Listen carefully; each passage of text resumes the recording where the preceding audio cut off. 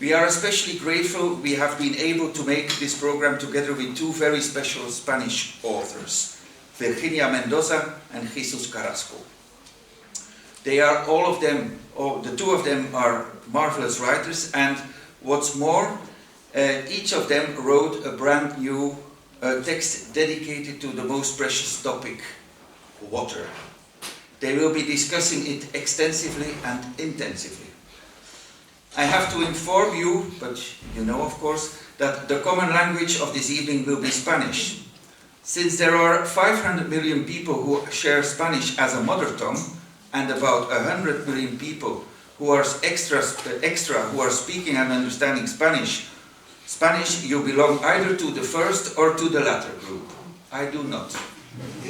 I will be wearing a headset, whereas our host of this evening, language wizard and brilliant journalist Lude Del Putte, does.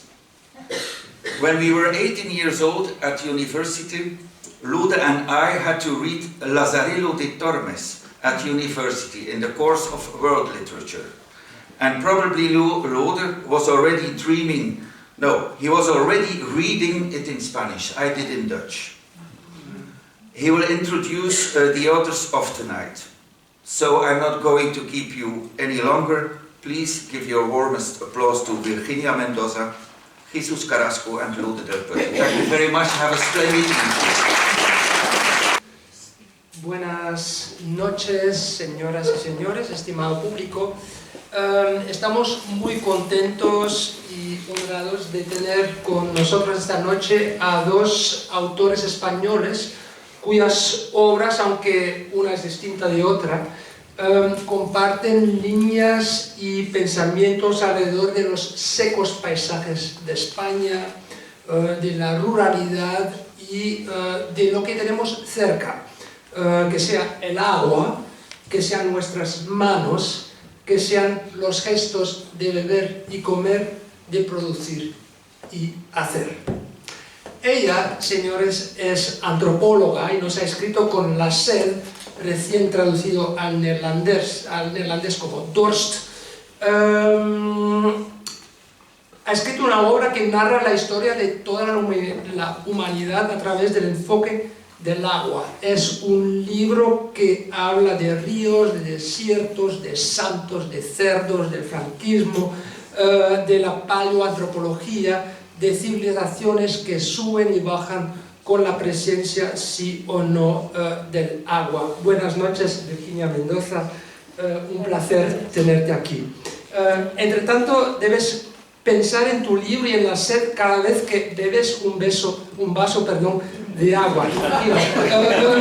¿Qué significa para ti existencialmente este acto tan sencillo de tomar agua, en pocas palabras? En una, supervivencia. Supervivencia, sí, supervivencia. Muchas gracias, sí, gracias Lord, por estar con nosotros, a ustedes, a Pasaporta y Europalia, al Instituto Cervantes. Y obra fascinante, la recomiendo desde ya. Con el elogio de las manos, novela aparecida en español en el 2024, creo. Y ahora traducido al neerlandés bajo el título Ode aan mijn handen. Jesús Carrasco nos invita otra vez, después de Intemperie, de la tierra que pisamos y llévame a casa, a explorar lo cercano una vez más, ¿no? O sea, la propia familia, los amigos, el pueblo, la aldea, los animales, las plantas. Y todo que por estar tan cerca nos parece obvio y evidente. Habla sobre todo del mundo de las manos, manos que piensan mientras crean, manos que repiten gestos a la vez muy primitivos que nos vienen desde muy lejos, pero gestos también muy sofisticados porque nos han aprendido a través de la historia de cómo ser seres humanos prácticamente, ¿no? Entonces, Jesús, muchas gracias por estar aquí. Y para ti también una pregunta. Yo me imagino, leyendo tu libro, que viendo aquí el espacio, la librería, los muebles y todo, tus ojos ya han visto cosas que tus manos quieren tocar y manipular y experimentar y tal vez renovar algo así como hiciste con la casa que describes en tu novela. Bueno, gracias por tu pregunta. O sea, para dar paso a las palabras y el manual. Sí, con los agradecimientos, gracias a todas y a todos por hacer posible este cuento. Pues sí, es curioso. Mientras estaba sentado ahí, ya estaba observando cómo estaba construida esta silla. Sí, cómo estaba soltada y no toda su consistencia, nada más sentarme. Mi tendencia natural es a tocar, es a arreglar, a transformar, a abrir los libros, porque también son un trabajo manual. Esa es mi tendencia natural. No sé muy bien ni por qué escribo, porque yo estaría trabajando todo el tiempo con las manos. Pero bueno, debo decir que me gusta escribir, que es mi oficio y que lo hago lo mejor que puedo. Muy bien, lo vamos a comentar más ampliamente más tarde. Tenía que decir, y se me olvidó decirlo antes, que nuestros dos autores, pero creo que Enrique ya lo ha dicho, han preparado para nosotros exclusivamente dos textos inéditos que van a leer esta noche. Y vamos a empezar, y que claro tienen un lazo, una relación con el trabajo, o sea, con el tema de esta noche, un poco el agua, y eso lo que he llamado lo cercano. Es Virginia quien va a empezar allá tal vez a leer su texto y después vamos a comentarlo brevemente también. Entonces, the floor is all yours, as we say in English. Puede ser, creo, ahí. Bueno, el texto se titula ¿Dónde están las llaves? Para el desterrado son tan importantes las llaves como los pies, porque a veces tiene que huir a toda prisa, pero siempre, en el fondo, deja el lugar con la esperanza de regresar. ¿Y qué es un hogar sino un sitio al que volver? ¿En qué se convierte un hogar cuando ya no se puede regresar, cuando se lo ha tragado el agua? La renuncia se transforma en una herida de esas que, como un verso de Joan Margarit, es también un lugar donde vivir. A veces se infecta, se transmite o se cura, pero siempre deja una cicatriz. Los vecinos de Aceredo, Ourense, cerraron sus casas con llave para que no entrara el agua. Los de Begamián, León, se llevaron las llaves como ya habían hecho los judíos, palestinos y armenios. El artista turco Mehmet Erdemner rindió homenaje a los armenios expulsados del Imperio Otomano durante el genocidio armenio y también a los que lograron quedarse o volver, reuniendo infinidad de llaves. Los refugiados sirios que consiguieron coger las llaves de sus casas las guardan hoy como tesoros, portadores de una incertidumbre que a veces es nostalgia y otras esperanza. Hay objetos que constituyen la parte material de la memoria y que van más allá de lo que entendemos por recuerdo físicamente hablando. Son objetos que hablan de memoria colectiva, que pasan de padres a hijos. Entre los desterrados, ese objeto es la llave. Una de las protagonistas de Adiós a Matiora, la novela de Valentin Rasputin, limpia su casa, la deja lista para recibir visitas y cierra la puerta antes de partir. Pero los hay, también en ese libro y en la realidad, que queman y derrumban sus propias casas cuando dejan de ser suyas para intentar hacer el dolor más llevadero aunque no lo consigan. Se marchan incluso cuando un embalse cubre sus pueblos con una duda: ¿volveremos algún día? Todos ellos, como reflejan las obras de Julio Llamazares, Valentin Rasputin o Jesús Moncada, comparten la incredulidad antes de que pasara lo que pasó. ¿Cómo van a inundar mi pueblo, paraíso eterno? El dolor y la rabia, sobre todo, se intentaron resistir cuando pasó lo que pasó, y el anhelo de volver después de que pasara lo que pasó. Es decir, el de reunirse con su pueblo y con sus muertos de la única manera posible, convertidos en ceniza, que es la historia que cuenta, en definitiva, distintas formas de mirar el agua.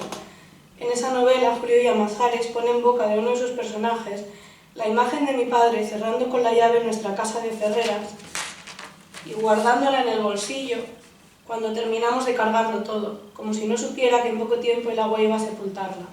Años después, en su columna del País, este autor leonés, que vivió parte de su infancia en un pueblo hoy sumergido, retomaba el simbolismo de la llave entre los que no pueden volver a casa. Uno las tiene vistas en muchos de sus domicilios nuevos, colgadas en un lugar preferente o guardadas en cajones como si se tratara de verdaderas joyas, pese a su manifiesta inutilidad.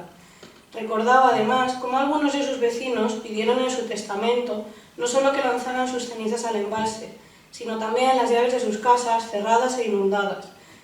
Svetlana Bion decía en El futuro de la nostalgia que para Celeste Olarquiaga la Atlántida no era un paraíso que recuperar, sino en palabras de Bion, una civilización perdida con la que había que conectar a través de las ruinas, los vestigios y los fragmentos, es decir, las llaves. Sin la herida del destierro y del agua no existirían los libros de Jesús Moncada, que ambientó casi toda su obra en la parte sumergida de su pueblo, ni algunos de Julio Llamazares y Valentín Rasputin. Cuando se transmite la memoria, como quiere, como puede, como le dejan, cada uno transmite la memoria como quiere, como puede, como le dejan. Y ellos eligieron convertir Mequinenza, Begabián y Atalanca en sus respectivos Macondos. Gracias a la escritura, los tres pueblos salen de las aguas en sentido figurado. La escritura, como fármaco de la memoria, significa, en primer lugar, el descubrimiento de esa necesidad de ampliar todo lo posible, más allá del tiempo en que resuena, la experiencia de la vida en nuestro cuerpo, el espacio de nuestra conciencia, escribió Emilio Lledó en El surco del tiempo. Pero fármaco de la memoria es también el olvido, como lo era el loto para los lotófagos de la Odisea. Dieron de comer loto y el que comía de ese fruto, dulce como la miel, ya no quería traernos noticia de nada, ni regresar, y lo que deseaba era quedarse allí con los lotófagos, comiendo loto y olvidando de su regreso. Para evitarlo, Ulises pidió a los suyos que embarcaran a toda prisa, para que no se olvidasen del regreso, de la necesidad de regresar a casa. Aunque no existen tales fármacos en sentido literal,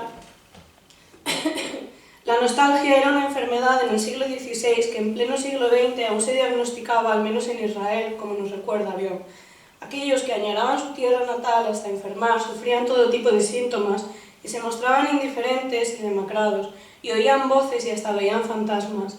La epidemia de nostalgia afectaba sobre todo a los soldados que estaban lejos de su tierra, precisamente para luchar en su nombre, a los marineros que se echaban a la mar y quedaban en manos de un futuro incierto y a quienes procedían de zonas rurales. No hay vida sin olvido y no hay memoria sin olvido. Como explicó Marc Aullier en Las formas del olvido, aquellos que han sufrido una vivencia traumática compartida que pasa a ser trauma colectivo necesitan aferrarse al olvido para seguir adelante, pero el deber de memoria histórica está en las manos del que vendrá después. El deber de la memoria es el deber de los descendientes y tiene dos aspectos, el recuerdo y la vigilancia, escribió Auge. Son los descendientes los que se encargan de recordar lo que quienes realmente vivieron una situación traumática colectiva necesitaron olvidar, aunque sea en parte para poder seguir vivos. O por resumirlo con sus propias palabras, hay que olvidar el pasado reciente para recordar el pasado remoto. No podemos saber cuántos de esos niños que crecieron en lugares hoy desaparecidos, sumergidos, jugaban cantando. ¿Dónde están las llaves? Matarilerile, sin saber que todo aquello iba a acabar casi literalmente como la canción, en el fondo del mar, Matarilerirón.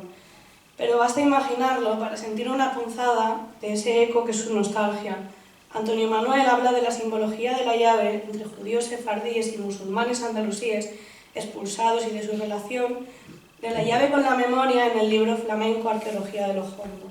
A propósito de la canción infantil mencionada, de origen árabe, aclara: en árabe, las palabras maut y rilla significan muerte y viaje, y equipara el grito flamenco al dolor por la pérdida cruel de las llaves, de la vida y de la esperanza de quienes murieron ahogados camino del exilio.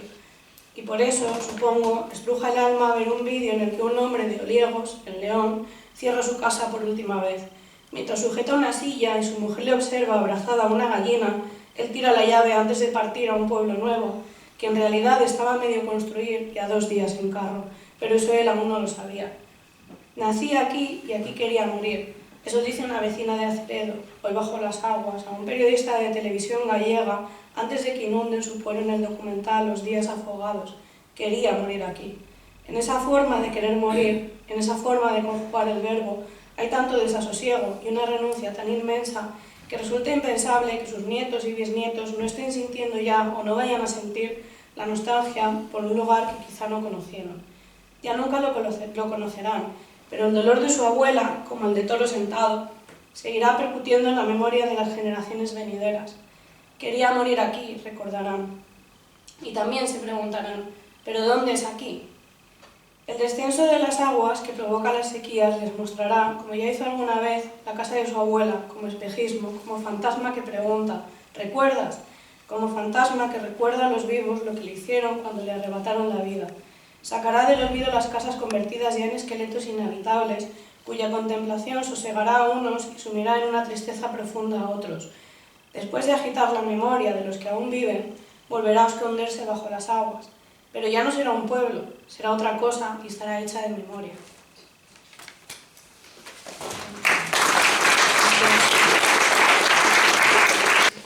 Muchas gracias, Virginia. Vemos que las llaves aquí también representan un poco esta tensión entre el destierro y la memoria, ¿no? Y tú lo llamas un fármaco, o sea, en este sentido, escribir también es como o puede ser una llave. Yo quisiera saber en la SED hasta qué punto tu objetivo ahí también era como abrir nuevamente esas casas que el agua, pero no solo el agua, sino también la sequía y el tiempo cerrado. ¿Fue un pensamiento tuyo de reabrir a través de la escritura esas casas perdidas o salvarlas para nuestra memoria? No era algo que pretendiese cuando escribí, sí que es cierto que al principio yo lo que hice fue empezar a escribir recuerdos de la infancia, de la sequía de los 90, que en mi pueblo pues se vivió de una manera bastante terrorífica. Pensábamos que nos tendríamos que ir. Bueno, yo no pensaba mucho porque era una niña y era muy pequeña, pero sí que los mayores tenían constantemente ese miedo a tener que marchar y era mi propio abuelo precisamente la persona que tenía que encargarse de ir al depósito para dar el agua al pueblo durante, en algunos momentos, media hora máximo al día.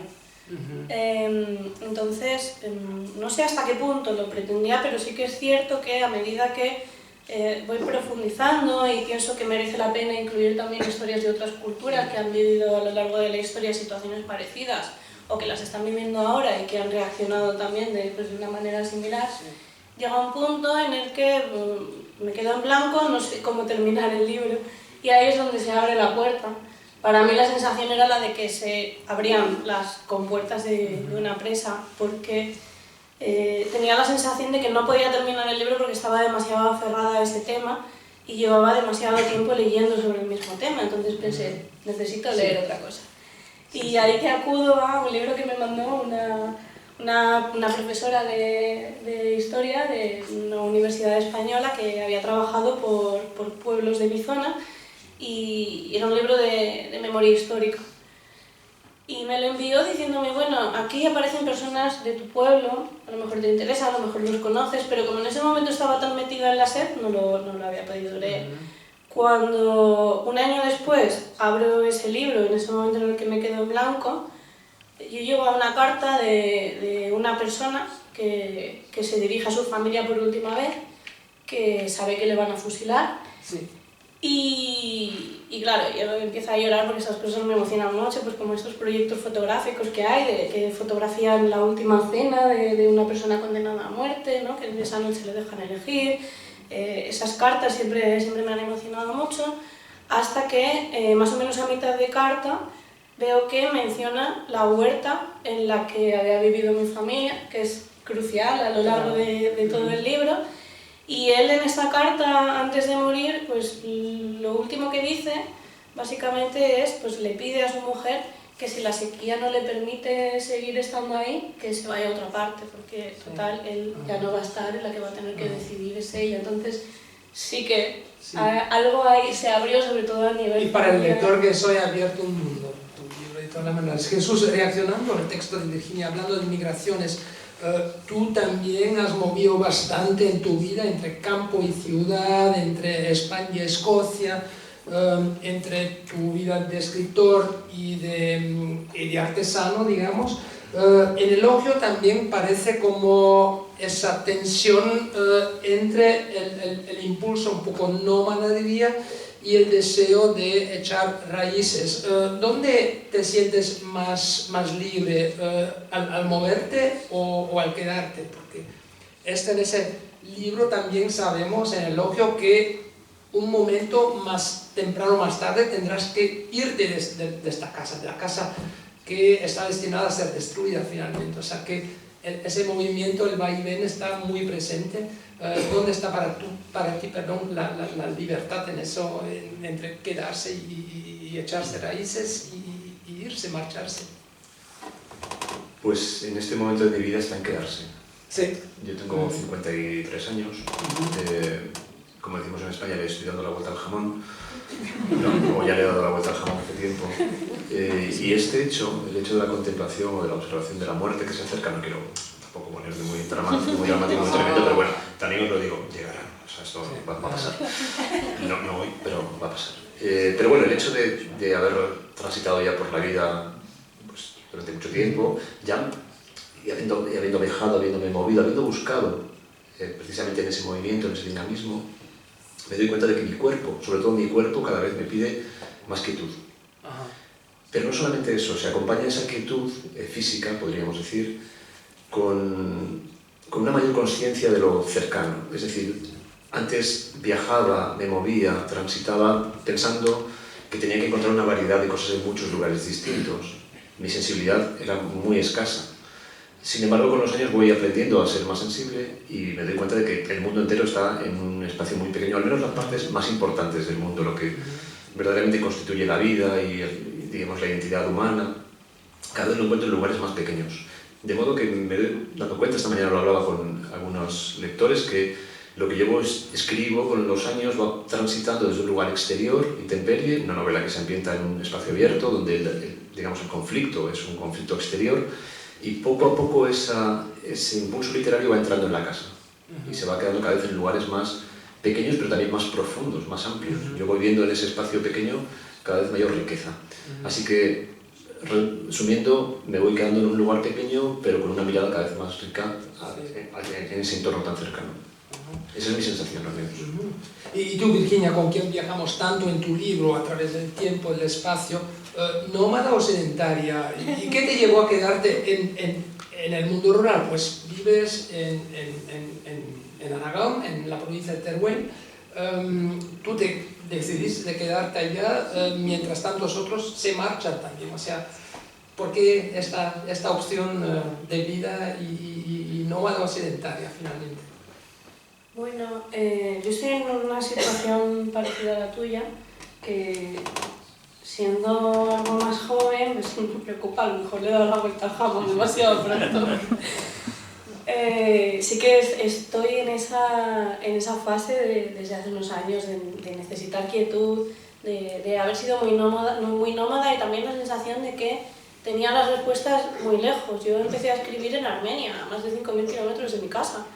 Entonces, pues ahí buscaba las historias de los últimos supervivientes del genocidio armenio y al final lo que hacía era buscar a personas muy mayores que vivían en aldeas remotas y pensé, bueno, quitando evidentemente ese componente, ¿no? de testimonio de una persona que ha sobrevivido al genocidio, pero quitando esa parte, yo también entrevistaba a algunas personas simplemente pues porque rondaban el siglo y quería saber cómo ellos habían vivido el siglo XX con toda su crueldad y también con toda su compasión, porque tiene esos dos lados ese siglo, ¿no?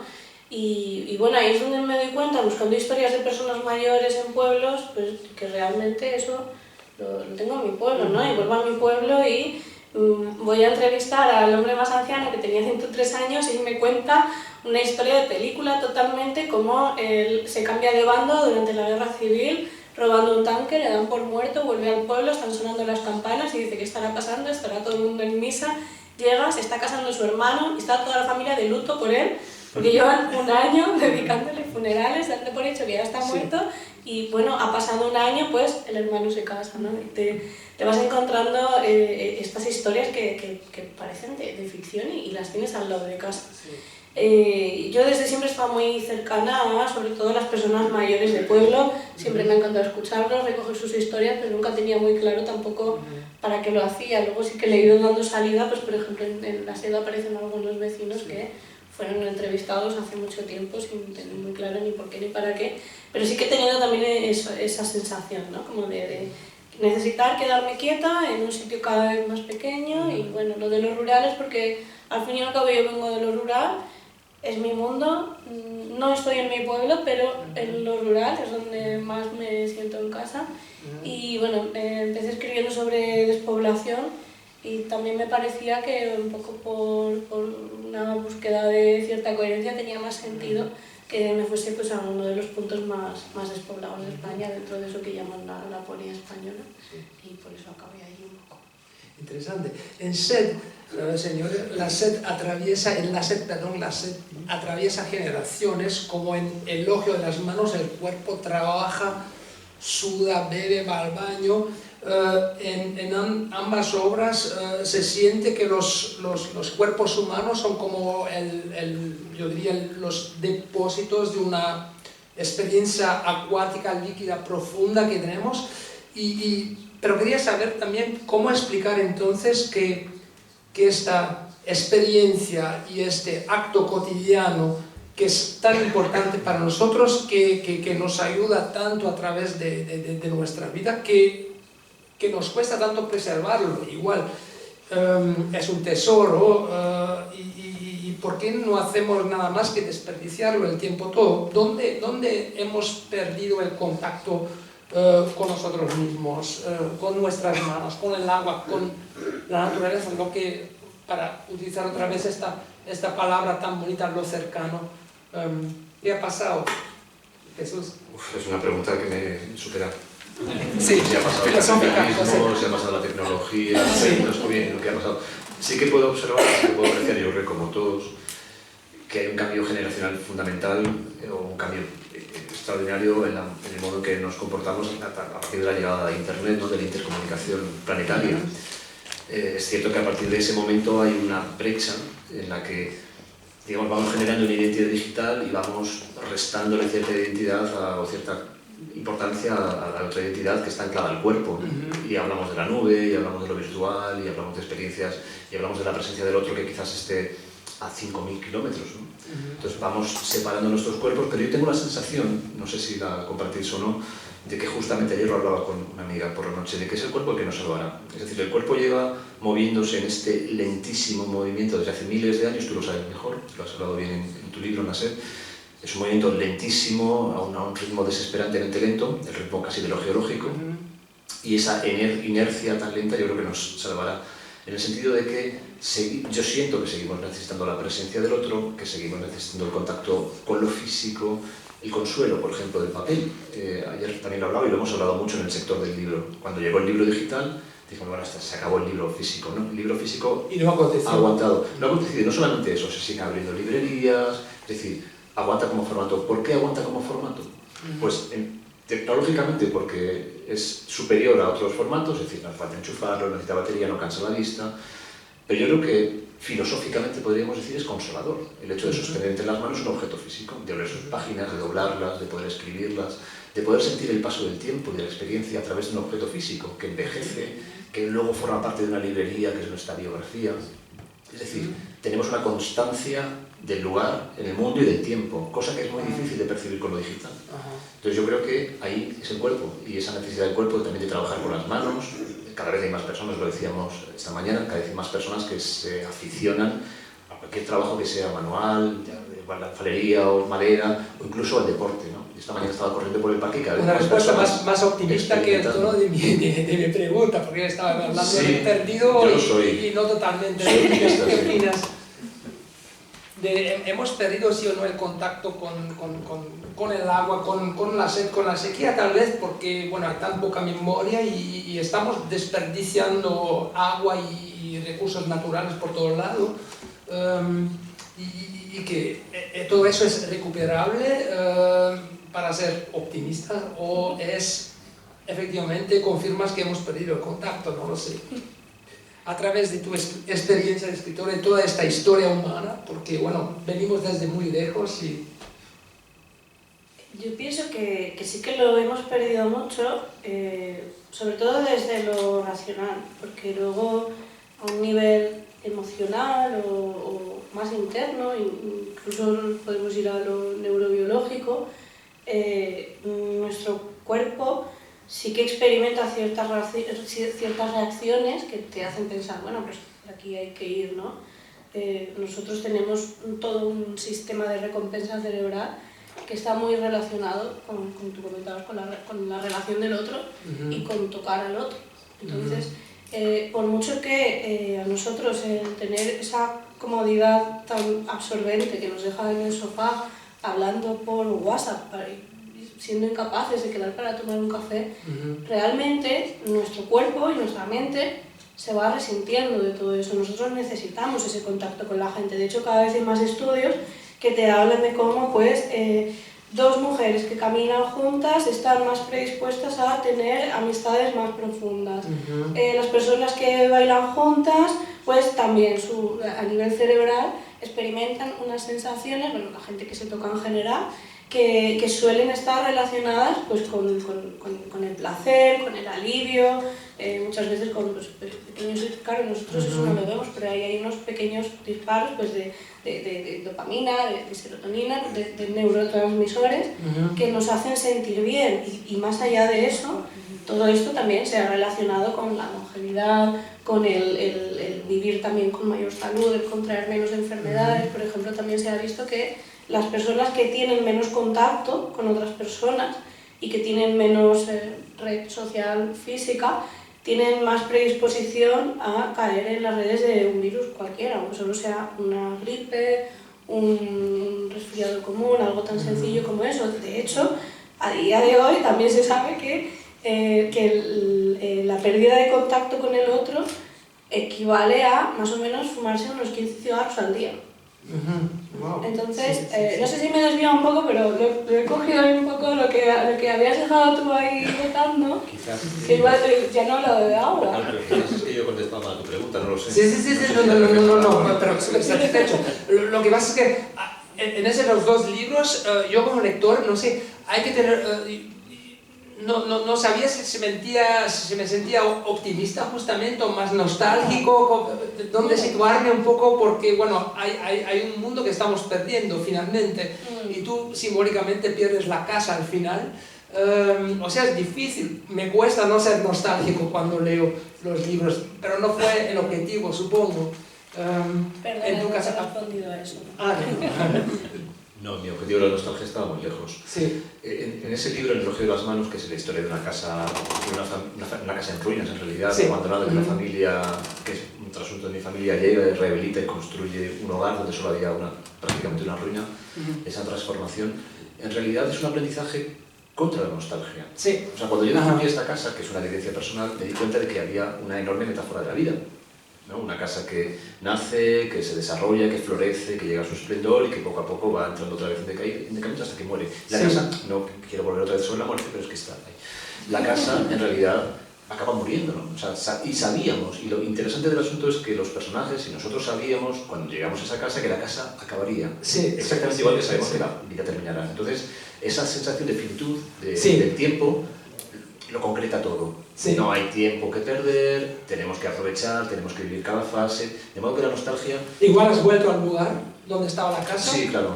¿Y? Sí, pues da pena. Da pena, pero como, sí. como da pena perder un ser pero sí querido. nostalgia. Sí, nostalgia, porque una cosa que nos enseñó la casa sí. es una cosa que decimos en español, que nos quite lo bailado. ¿No? Que no sé si se puede traducir esto, pero que nos quite lo bailado en español significa, bueno, hemos aprovechado el tiempo, carpe diem, ¿no? En latino, carpe diem. Hemos aprovechado el tiempo. Nadie nos podrá quitar la experiencia de lo vivido, podría ser. Y nosotros lo vivimos intensamente. Y fuimos conscientes de que lo vivíamos intensamente y con eso es suficiente. Hubiera estado bien que la casa hubiera sido nuestra, pero no estaba en nuestra mano que fuera así. ¿Tus hijas se acuerdan? Sí, claro. Sí. Fue una experiencia importantísima para todos y duró muchos años. Sí. Una experiencia de crecimiento también para toda la familia, un espacio de recreo, de construcción, de compartir, de estar juntos y también un espacio para recibir, ¿no? Una cosa muy española y muy andaluza, porque la casa estaba en Andalucía, un espacio creado y pensado para recibir a los demás, para que los demás se sintieran bien. Justamente ese contacto con el otro tan saludable. Claro, la casa fue casi un homenaje a ese compartir, podríamos decir. Okay. Hablando un poco también, bueno, sí, esa fue una experiencia muy personal que transformaste en una historia. Virginia, por ejemplo, habla en su libro que no sabe exactamente si son memorias o ensayo, es algo por el medio, dices al inicio del libro. Tú en el tuyo, como lector, no sé si es una novela, claro, pero es ficción, autoficción, es autobiografía. Estamos en un tema acuático, pero también un poco en la liquidez de los géneros literarios. ¿Cuál fue tu objetivo en términos de género? ¿O no es una cuestión, no es una pregunta que te haces al escribir, por ejemplo? Sí, me dice cómo se la hizo Virginia y nos lo cuenta en su libro. Este libro quiso ser un ensayo, en principio una reflexión, no desde luego académica, en torno al trabajo manual y al cuerpo que trabaja. pero como yo no soy ensayista, ni académico, ni tengo la formación, pues me di cuenta, documentando el libro, de que ese libro ya estaba escrito. Ya la filosofía había hablado, la psicología había hablado, la neurobiología había hablado, en fin, la filosofía, bueno, estaba contado. De modo que yo me llevé, digamos, el agua a mi molino. Bueno, yo no soy ensayista, pero sí soy escritor de ficción. Y aquí hay una historia muy potente, como decía, hay una metáfora muy interesante sobre algo que me interesa mucho y en la que yo puedo divagar sobre las manos, no reflexionar filosóficamente sobre las manos, pero sí puedo divagar sobre las manos a partir de mi experiencia. Y mi experiencia tiene algo interesante, no porque sea mía, sino porque es la experiencia de un solo individuo o de unos individuos. Y esa experiencia se puede reproducir. Los demás pueden encontrarse en esa experiencia de otro. Y yo creo que es algo que en realidad la literatura provoca. Nos gusta leer porque, en cierto modo, reconocemos, porque llevamos ese libro a nuestra propia experiencia, lo hacemos nuestro, por eso nos enamoramos de Ana Karenina, por ejemplo, o de Madame Bovary, no porque sea una mujer que vivió en la Francia del siglo XIX, sino porque hay algo en su emocionalidad que nos interpela. Entonces, yo decía, bueno, si yo cuento la historia tal y como yo la he vivido, quizás otros encuentren el placer, el conocimiento, quizás la experiencia y el goce que yo he tenido en este libro. Solo que en Madame Bovary el campo, la ruralidad es muy mediocre. Sí, no es. Sí. Y Virginia, lo tuyo también es, bueno, es muy autobiográfico, la lengua es muy literaria, de hecho, como una no ficción literaria, y con esa parte autobiográfica sabías muy bien lo que querías, qué tipo de libro sería al final, o estabas escribiendo así para ver, bueno, dónde llegabas, o cómo fue. Me estaba dejando llevar. Ajá, por el río, sí, la fluidez. Sí, empecé pues escribiendo los recuerdos de esa sequía de los años 90 que os comentaba, rescatando también algunas entrevistas que había hecho a familiares y vecinos que nunca supe para qué las iba a utilizar. Y llegó un punto en el que pensé, bueno, pues podría convertirlo en un ensayo sobre la España seca. Ya venía de escribir sobre, no tanto sobre la España húmeda, pero sí sobre la España sumergida, sobre pueblos inundados por el agua de los embalses.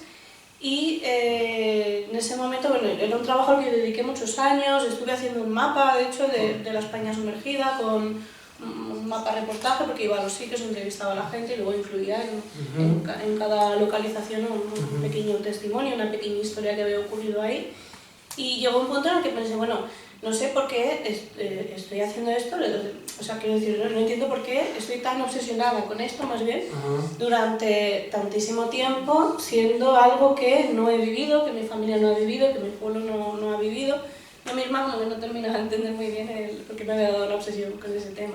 Y llega un punto en el que me doy cuenta de que realmente venía de contar el otro lado de una misma historia, porque esa sensación que tenía de que era lo opuesto, porque yo venía de un lugar brutalmente árido del que casi nos tuvimos que marchar por la sequía, pues realmente está relacionado. Si no hubiese sedientos, posiblemente no habría ahogados. No son personas literalmente ahogadas, no quiero tampoco asustar a nadie, son sus pueblos los que están bajo las aguas del embalse, sus tierras, sus recuerdos. Bueno, sí que en algunos casos sí que están sus muertos, que es lo más doloroso para ellos. Y bueno, pues pensé, pues un ensayo sobre la España seca. Empiezo a retroceder en la prehistoria y de hecho lo más curioso es que en realidad esos primeros capítulos de prehistoria casi diría que son no tanto los últimos que escribí, pero sí a los que estuve volviendo durante todo el libro. Y eso no lo sabía, que la prehistoria la tenías tan cerca. Claro, no paraba de volver en todo momento, sí que de alguna manera ya había empezado a tirar de mí la edad del bronce, porque en esa misma huerta en la que empiezo hablando de mis abuelos, de donde yo crecí, siempre jugando mientras ellos trabajaban y demás, pues ahí, cuando me fui del pueblo, encontraron un yacimiento de la edad del bronce asociado a la cultura de las motillas, que es como llaman a la cultura del bronce manchego, que fue, pues para mí fue una cultura de sedientos. Las motillas son unos yacimientos que están conformados básicamente por un pozo. Voy a verlas en internet, ahora sí, ¿lo viste? Sí, voy a visitarlas. Entonces, ojalá. Sí. Pues de alguna manera es el testimonio de cómo esas personas ya en La Mancha, en la edad del bronce, consiguen salir adelante porque descubren que bajo tierra hay agua y que pueden acceder a ella.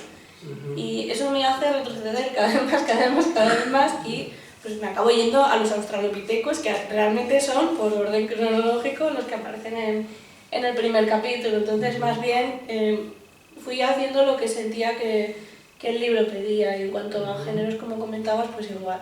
Pensé que tampoco quería ofrecer un ensayo aséptico, algo frío, algo con lo que cueste conectar.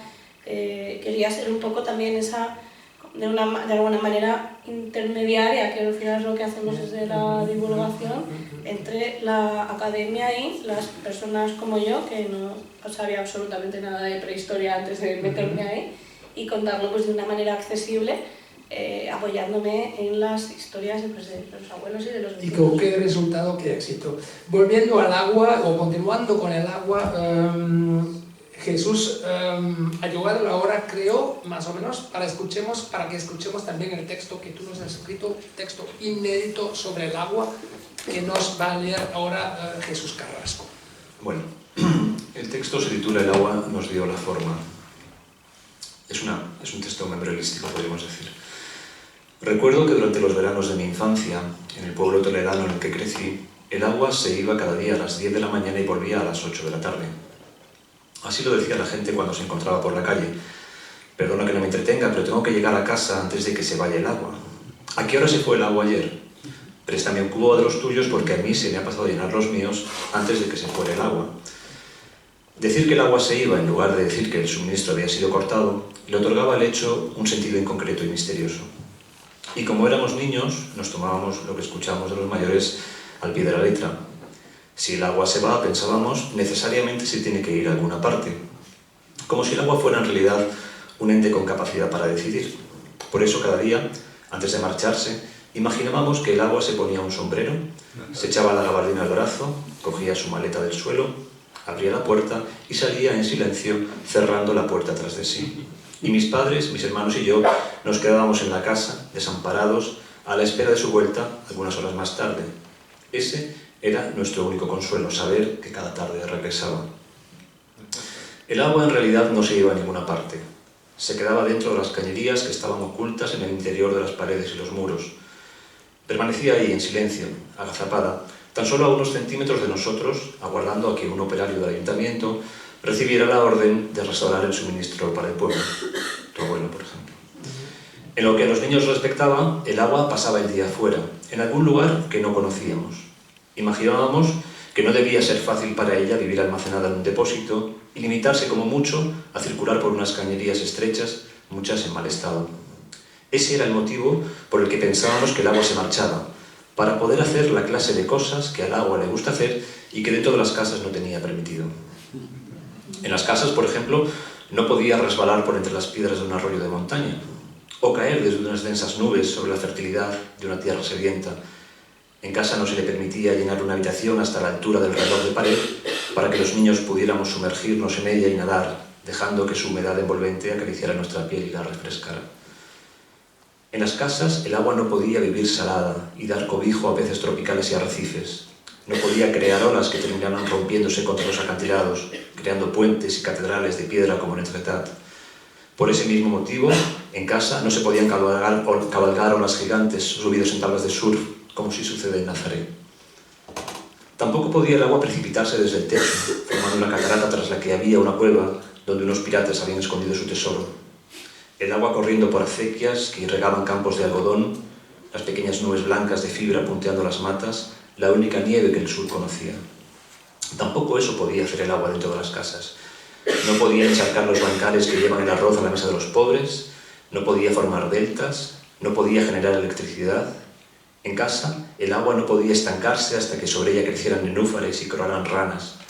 Monet, por ejemplo, no habría podido pintar Giverny en nuestra casa. Un día, mi hermano y yo, azuzados por la curiosidad, salimos a la calle y nos fuimos en su busca. Queríamos saber a dónde iba cada día, por qué era tan importante para ella marcharse a ese sitio, en ese lugar, en lugar de pasar el día con nosotros. Como es natural, el primer lugar que fuimos a inspeccionar fue el exiguo arroyo que pasaba cerca del pueblo. Pero era verano y allí no estaba el agua, aunque sí algunos esforzados chopos, árboles de la ribera que un día fue.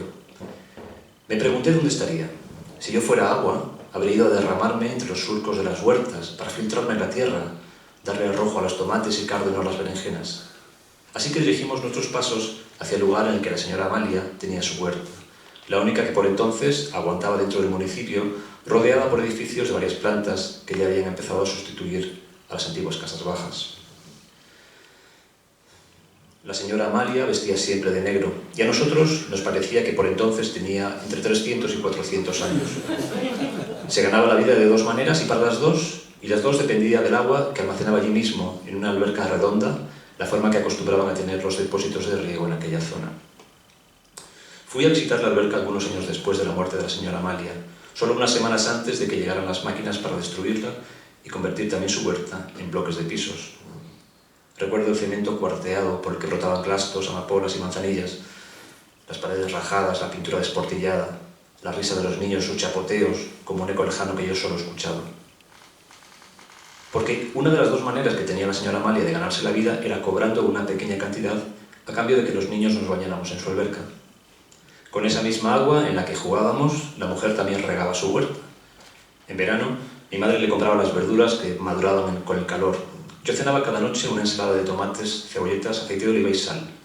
Y algo de mí, de todos los niños del pueblo en realidad, estaba también en aquel plato, tan lleno de poesía como de microorganismos. Aquellas mismas noches de verano, las ventanas abiertas de par en par, el chirrido de las cigarras y el canto de los grillos en la distancia.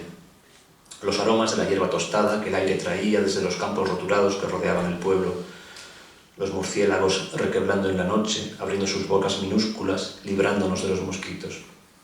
Pues bien, durante aquellas noches cálidas nuestra madre nos hablaba de su infancia en Feria, el pueblo de la provincia de Badajoz en el que nació. Allí, la guerra había dejado heridas en muchas familias y en no pocas fachadas. La electricidad todavía no había llegado al pueblo, tampoco el agua corriente. En aquel entonces, algo antes de que los pueblos fueran vaciados por la gran migración interior, Feria vivía su apogeo de familias, cabreros, segadores, comerciantes, esparteros y hortelanos, y todas esas gargantas dependían únicamente de un par de fuentes públicas, caños los llamaban. Las mujeres, siempre las mujeres, llevaban hasta ellos sus cántaros de arcilla, pero era tan raquítico el chorro que salía de aquellas fuentes que las mujeres dejaban los cántaros esperando turno mientras ellas regresaban a sus muchos trabajos. Los cántaros formaban una fila que serpenteaba por las calles retorcidas y empinadas. ¿Por dónde va la fila?, preguntaba alguien. Por el ayuntamiento, por la casa de José Leva, por la corredera, contestaban. La familia de mi madre vendía churros en invierno y helados en verano. Para los churros, agua. Para el hielo de los helados, agua. Agua con escasez de chorrillo en agosto, con una fuerza arrasadora durante las tormentas de otoño. En una ocasión mi madre contó que de joven vio pasar frente a su casa, arrastrada por el torrente calle abajo, la placenta de un recién nacido. De agua era el que nacía. En el agua de la placenta flotaba, agua rota de la madre exhausta. Pienso en mi madre, pienso en mis abuelos, pienso en su sed, que era la sed de un pueblo entero, intentando levantarse después de una guerra interminable. Pienso en cómo se ha transformado España donde hoy, de cada grifo abierto, mana agua limpia, potable y abundante. Y yo lo siento como un milagro y como un regalo, porque como mis padres y mis abuelos he crecido con una conciencia clara de su escasez. Vivo como vivo, entiendo el mundo de cierta manera que es la mía y la de algunos otros, hago cosas o no las hago, tomo partido o me quedo al margen, busco la amplitud del mar en los veranos y también el agua de los altos cursos de montaña. Soy el que soy y escribo lo que escribo porque de niño el agua se marchaba a algún lugar que yo no conocía. Porque me dolía y me duele su ausencia. Si estoy aquí escribiendo esto es porque aquella ausencia me dio la forma que hoy tengo.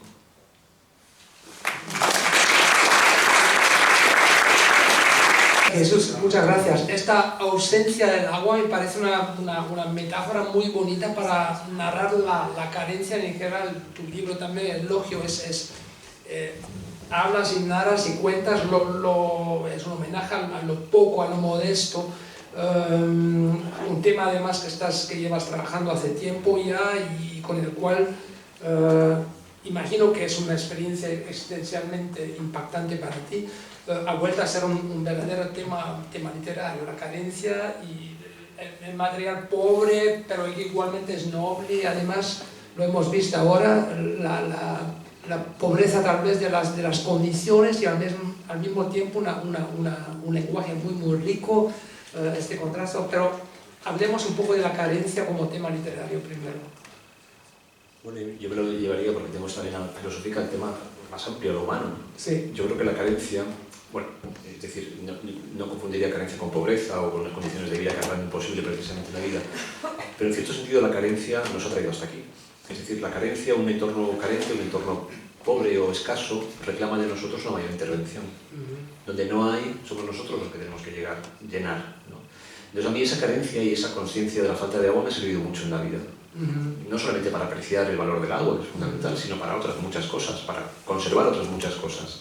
Porque es algo tan esencial y tan cercano, tan necesario para la vida, es lo más necesario para la vida, que su presencia y su conciencia es fundamental. Entonces, a mí ese aprendizaje de esa carencia infantil del agua me ha acompañado desde siempre. También es cierto que crecí en una familia donde éramos muchos hermanos, mi padre era maestro de escuela, un solo sueldo, 6 hermanos, había mucha escasez en general económica, y esto nos impelía, ¿no? Nos sacaba adelante, nos llevaba afuera a hacer cosas, a intentar aprender, a intentar, en fin, desarrollar o ponerle al mundo aquello que el mundo no nos estaba dando. Entonces, yo eso me lo he llevado en cierto modo también a mi forma de escribir. Y finalmente, esa forma mía de escribir responde mucho a esa experiencia de la carestía. Incluso ahorro palabras, es decir, claro, ahorro palabras, yo escribo mucho y reescribo mucho más, y elimino muchísimo. O sea, yo voy restando el libro una vez que está escrito hasta que lo dejo en lo mínimo posible. Con esa sensación también de escasez, de bueno, con esto es suficiente y suficientemente elocuente como para... Igual que el agua, está bien beberse un vaso, no está bien beberse una bañera, con un vaso es suficiente, ¿no? Y cada cierto tiempo cuando tu cuerpo lo precise. Pues algo así sucede también con la literatura para mí. Aún así, la lengua es extremadamente rica. En el elogio, por ejemplo, yo en la traducción neerlandesa ni siquiera conozco las palabras en español. Yo creo que para el traductor ha tenido que ser un trabajo bastante difícil. Todos los instrumentos, las herramientas con las que trabajas, que son cosas un poco sencillas, cuando uno, bueno, no tiene así el ojo puesto en lo manual como yo, y de descubrir tantos instrumentos, tantas herramientas, tantas descripciones posibles, imaginables alrededor de lo sencillo, de la casa, de la tierra, de las plantas, de los animales, de lo rural. Increíble el vocabulario que tiene, que para mí estaba un poco perdido hasta que volviera a descubrirlo en tu libro, en elogio.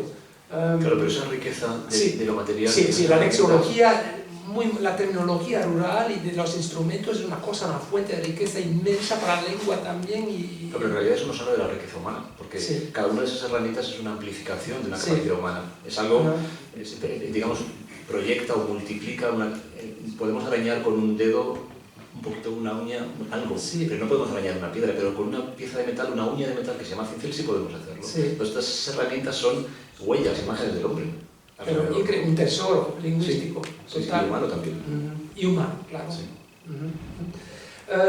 En tu caso, Virginia, carencia, ahorro, y cuando leo tu libro también tengo siempre la sensación de que generosidad y carencia, inventividad, ahora todos esos términos aparecen un poco como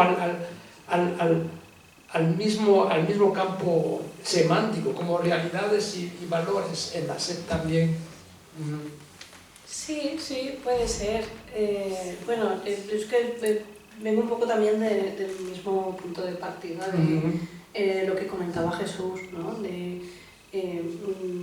Yo también tengo esa sensación de que el ser humano es lo que es y ha conseguido ser lo que es gracias precisamente a las carencias con las que se ha ido encontrando, a los retos con los que se ha ido encontrando y sobre todo su vulnerabilidad, que al fin y al cabo es imposible desligarla, ¿no? de esa carencia. Y al final sí que hay como ese diálogo, ¿no? Entre carencia y generosidad, pues al final como casi todo lo que supuestamente se opone y que... complementariedad al claro. tiempo.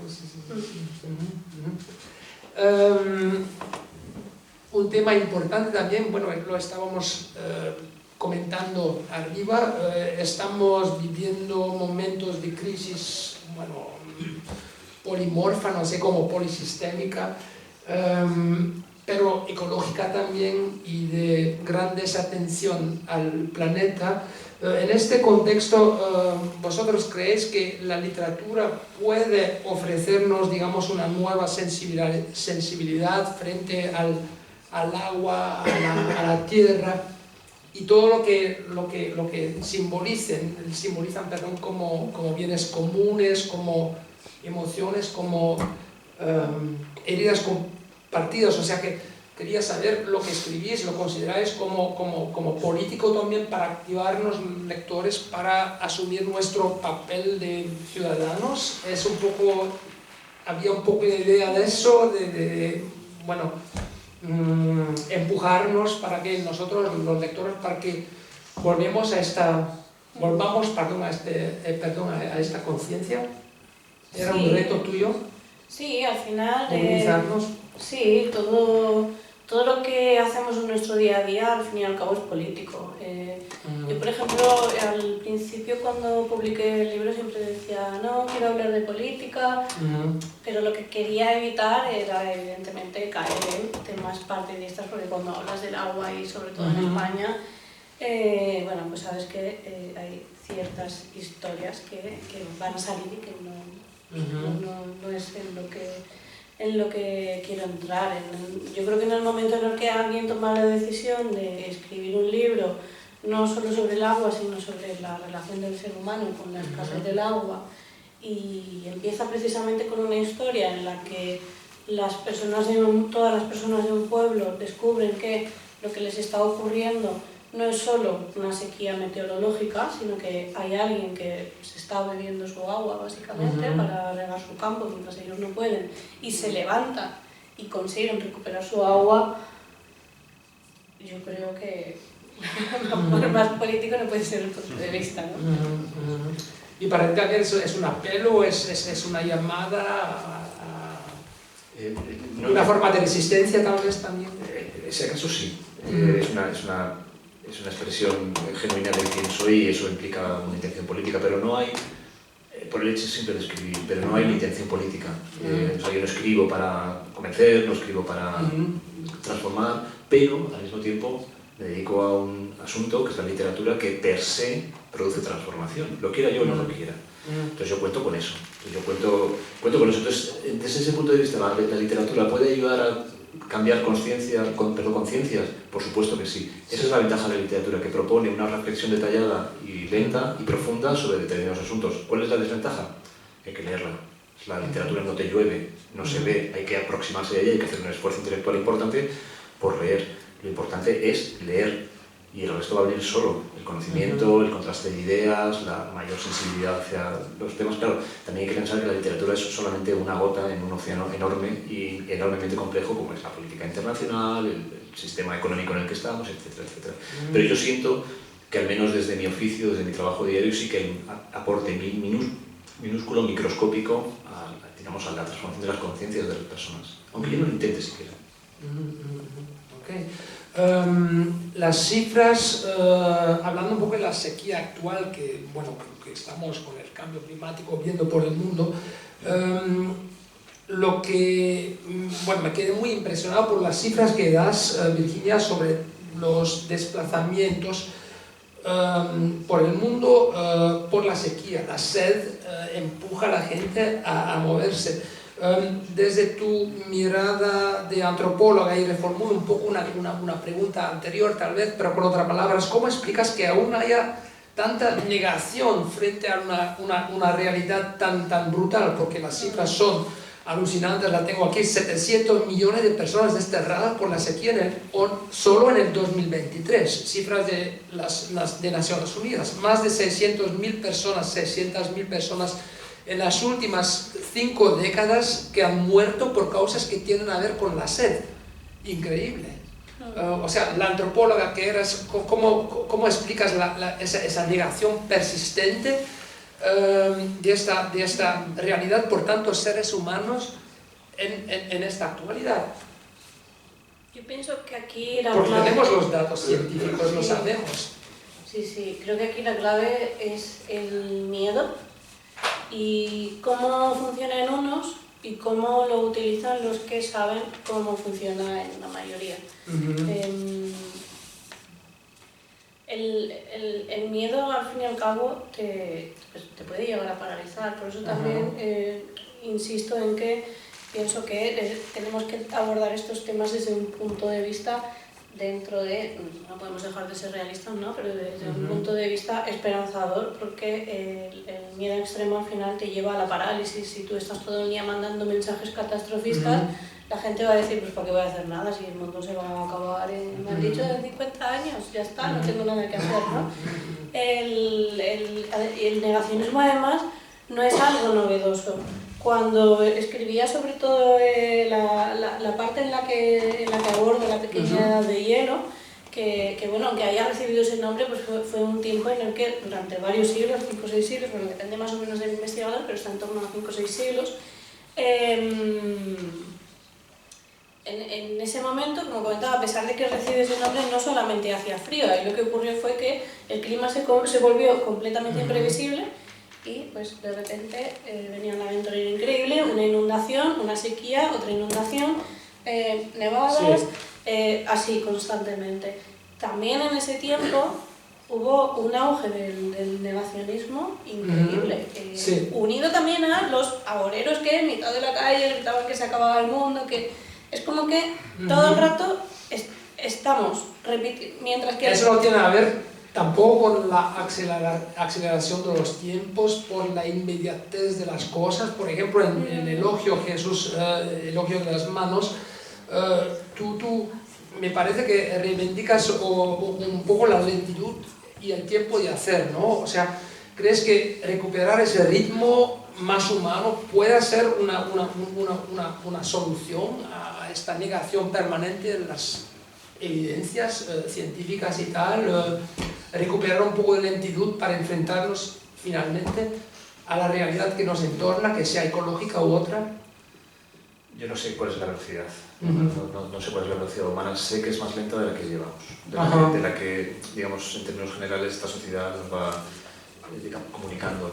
Y de nuevo creo que esa velocidad tiene que ver con el cuerpo, con la energía del cuerpo. Sí. No sé si estamos capacitados fisiológicamente o psicológicamente para percibir tal cantidad de información y procesarla a lo largo del día.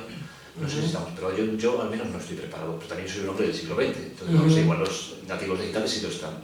Pero sí que observo, yo creo que lo observamos todos, una cierta ansiedad que tiene que ver con esa velocidad, que tiene que ver con esa fragmentación del tiempo, que tiene que ver con la incapacidad para completar una experiencia, es decir, vivir el ciclo completo de lo que supone una experiencia entera, con su reflexión posterior, con su decepción posterior si la hubiera. Es decir, necesitamos tiempo para todo eso. Y yo en este libro, eso sí que lo hago intencionalmente, reivindico ese tiempo lento. Un tiempo lento además que es muy productivo. Tendemos a pensar que una tarea que se dilata en el tiempo nos permite hacer menos tareas y que por tanto somos menos productivos. Pero yo no hablo de una productividad cuantitativa sino cualitativa. Accede a una experiencia que puede ser más lenta, pero intenta acceder en su profundidad. Si vas a enfrentarte al conocimiento de un idioma, pues dedícate a ese idioma, intenta llegar hasta el final. Si vas a leer a Virgilio, pues ponte con Virgilio.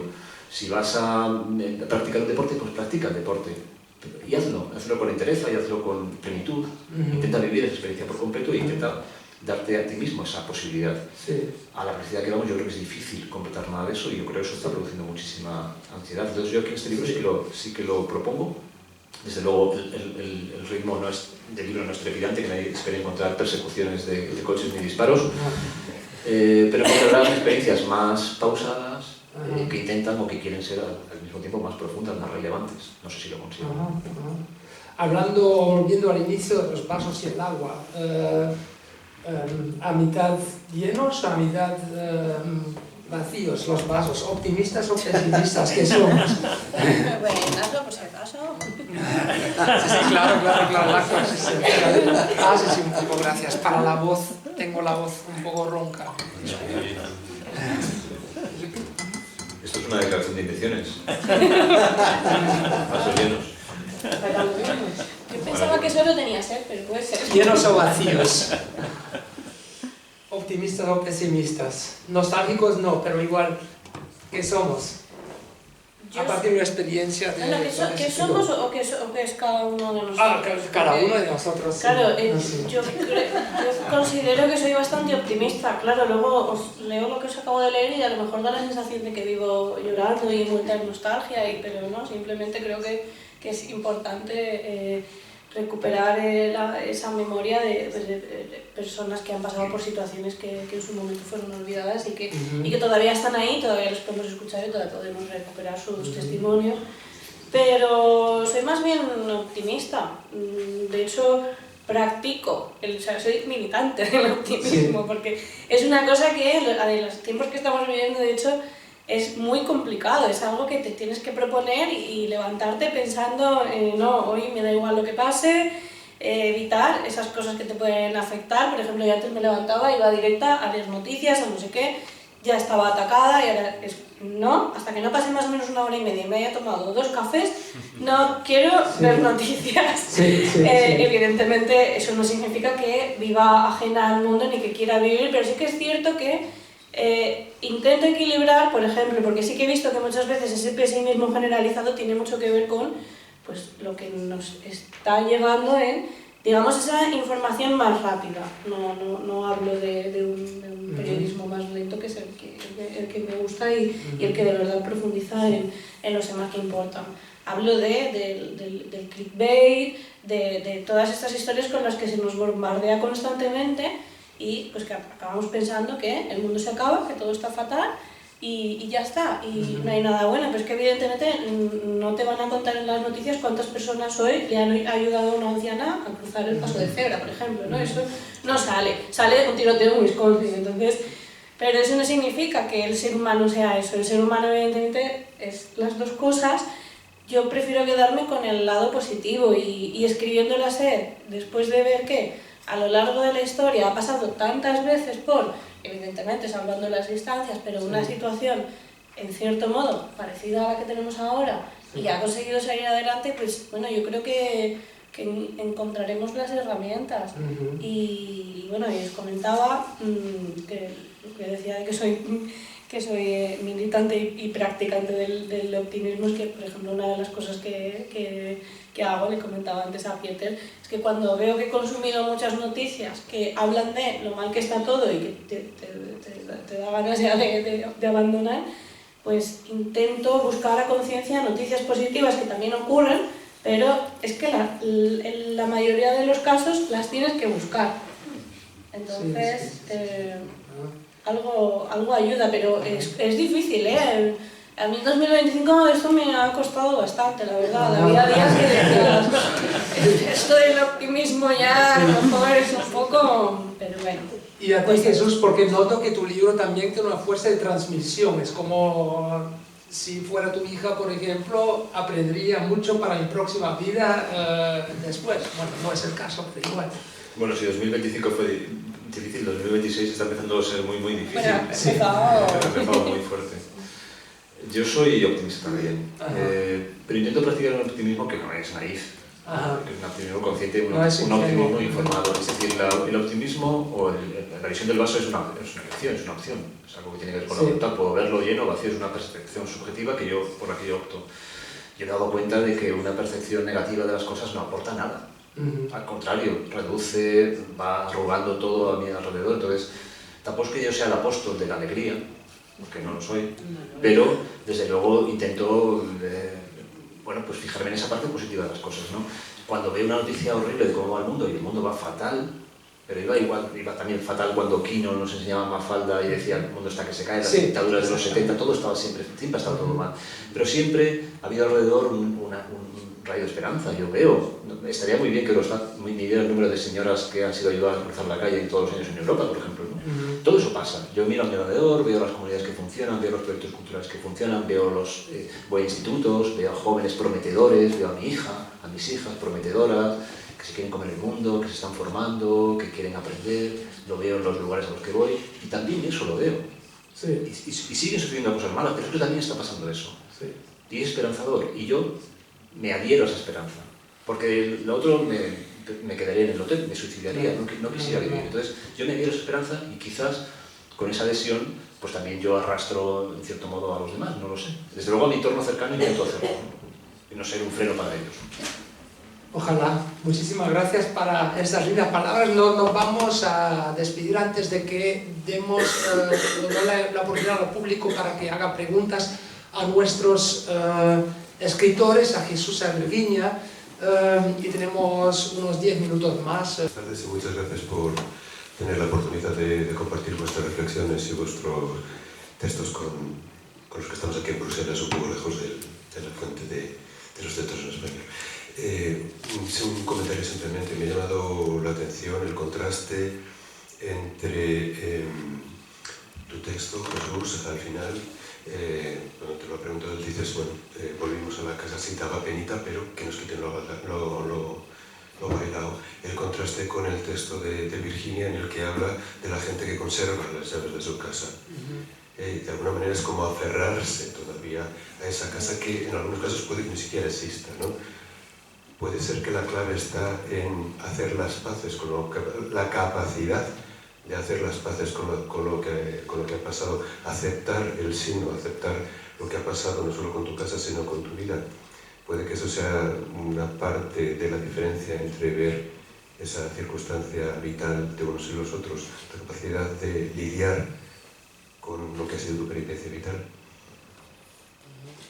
Bueno, claro, la aceptación siempre ayuda a la sanación, ¿no? Y a la superación del conflicto, pero a veces esa aceptación es imposible. En ambos casos partimos de hechos diferentes, ¿no? La casa de lo que narro en el libro es una casa a la que la familia accede, que disfruta, es un espacio casi de recreo. Las casas cuyas llaves estas personas conservan son casas que se les han sido arrebatadas, ¿no? Los sefardíes de Toledo. Hablaba de tu casa. Ah, de mi casa. Te he preguntado si habías vuelto a verla después de haber... No he entendido esa parte de la pregunta. ¿La casa en la que hablo del libro te refieres? La que renovaste tú y en la que vivía tu familia. Sí, esa casa, esa a la que me refiero, esa casa murió, se acabó. Y en el proceso, de hecho, en el proceso de escritura del libro, en cierto modo, fue un trabajo que yo inicié como ensayo, que quería ser una novela, pero que lo sabía, iba a ser un libro sanador para mí. Es un libro que me iba a ayudar precisamente a aceptar la muerte de la casa. Ojalá pudiera extrapolarlo a la muerte de la vida, no lo he conseguido.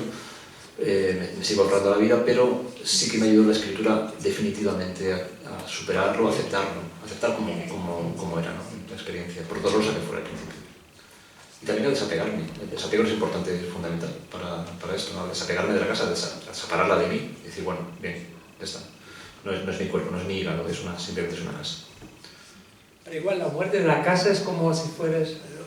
Hay un lado animista en el libro también, sin querer. Claro, pero también esa muerte de la casa, que no deja de ser un objeto material, un cobijo importante, desde luego, la desaparición de esa casa hace que emerja otra parte, que es lo que estaba dentro de la casa. Es decir, quitas el tejado y que hay dentro de una familia.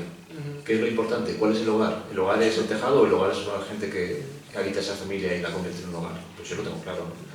Entonces, por suerte mi familia está bien y ahí me quedo. Esa es la separación que me costaría muchísimo, que no podría superar, pero desde luego de un objeto material de una casa, por más que sea un hogar, pues se puede.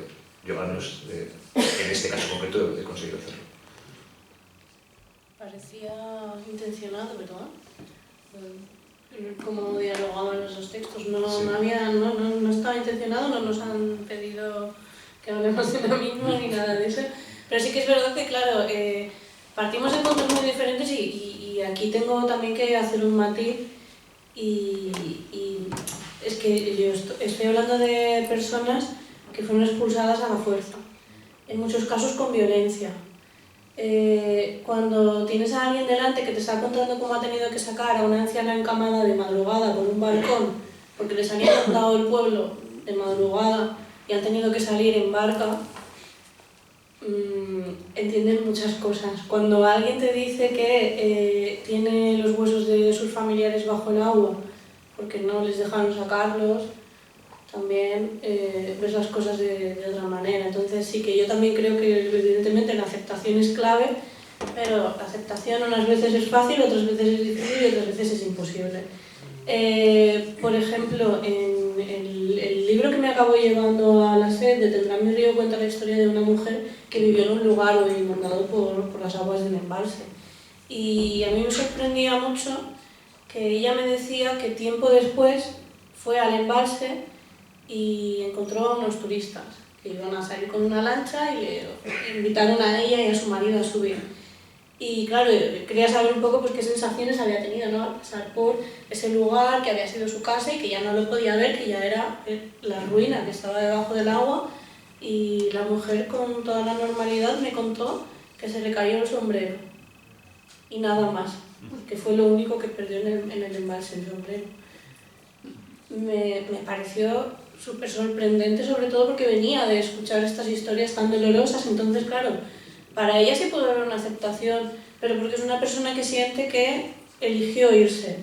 No fue tan así, porque su familia y el lugar en el que vivía, que era una huerta habitada que realmente funcionaba como un pueblo prácticamente, llevaba más o menos medio siglo escuchando que ese lugar lo iban a inundar. Entonces, ¿hasta qué punto realmente tú decides o indirectamente te ha ido expulsando ese rumor? Porque te va expulsando, y no solo el rumor, sino que a ti te van quitando servicios mientras se los van poniendo a otro lugar un poco más grande.